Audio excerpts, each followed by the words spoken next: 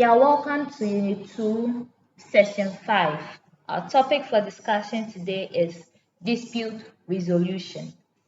It does happen from time to time that a taxpayer may not be satisfied with his tax assessment. So we are going to look at the process through which a taxpayer can raise an objection to an assessment and how disputes are resolved.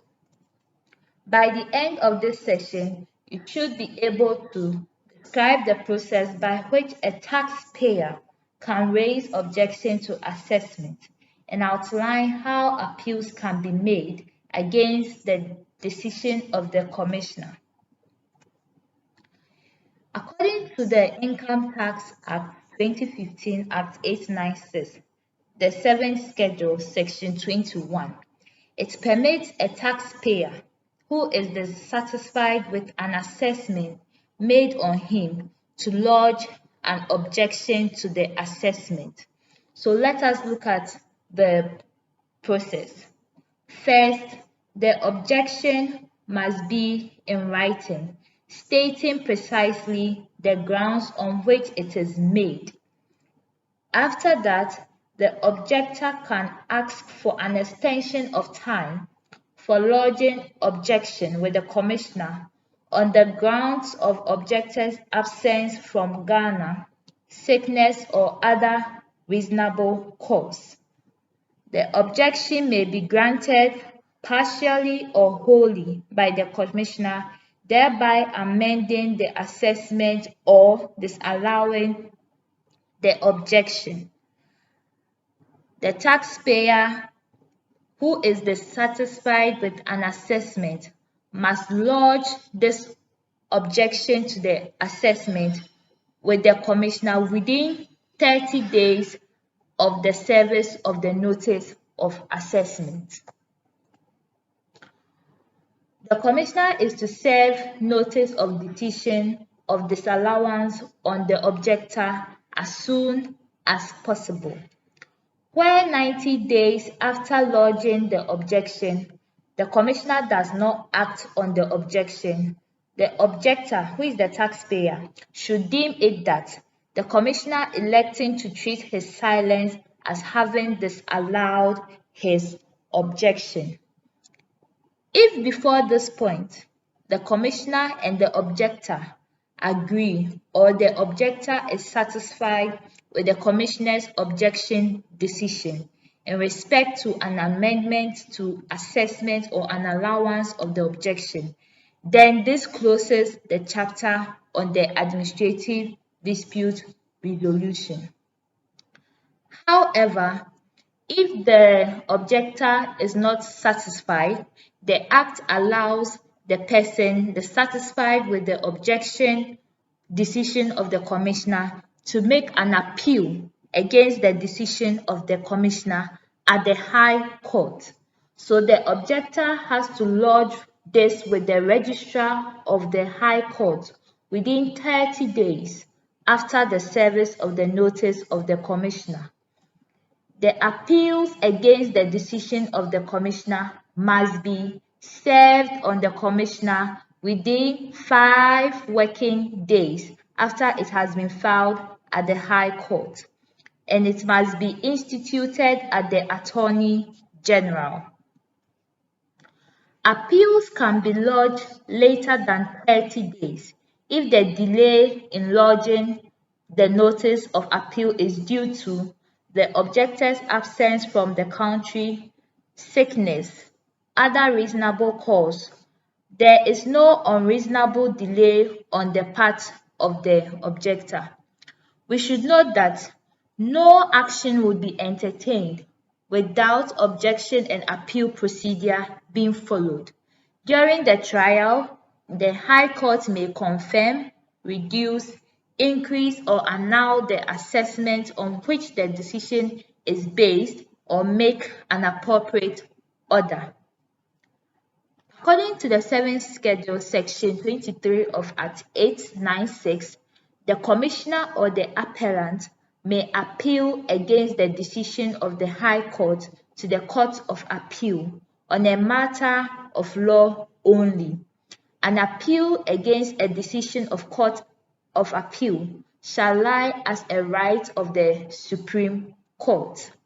An appeal to the Court of Appeal or the Supreme Court is to be instituted within 30 days after the relevant decision has been given.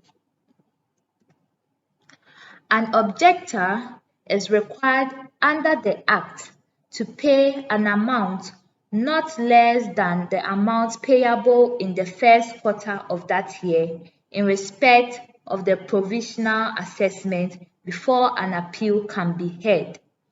Unless this is paid, no court shall entertain the objection.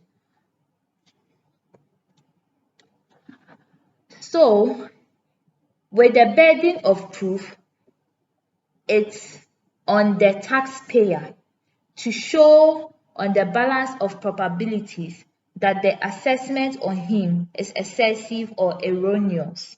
It is the taxpayer who has to prove that his assessment is excessive or erroneous.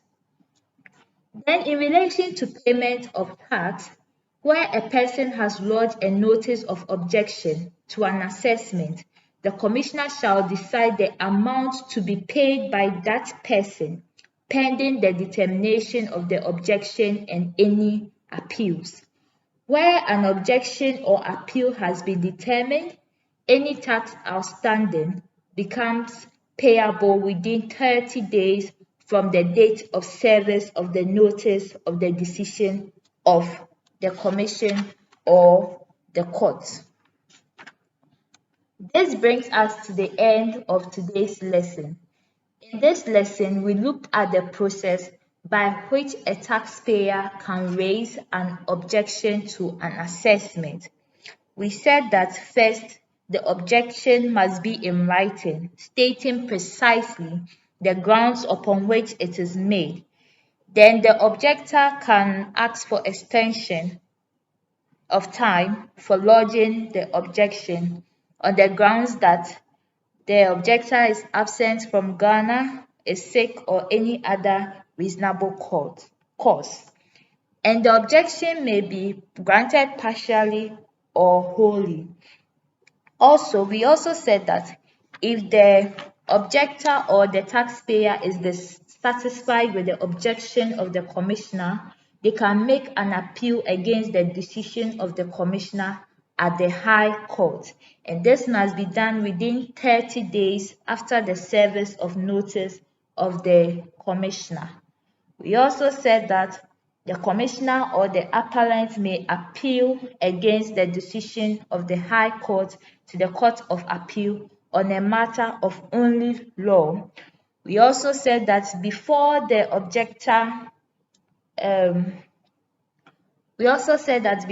court will entertain any objection, the objector is required under the Act to pay an amount not less than the amount payable in the first quarter of that year in respect of provisional assessment. We also went on to say that the burden of proof is on the taxpayer, where he or she is to show that the balance of probability that the assessment on him or her is excessive or erroneous. And also, we said that where a person has lodged a notice of objection to an assessment, the Commissioner shall decide the amount of tax to be paid by that person pending the determination of the objection and any appeals. Where an objection or appeal has been determined, any tax outstanding becomes payable within 30 days from the date of service of notice of the decision of the Commissioner or court. Hope you enjoyed this lesson. Thank you.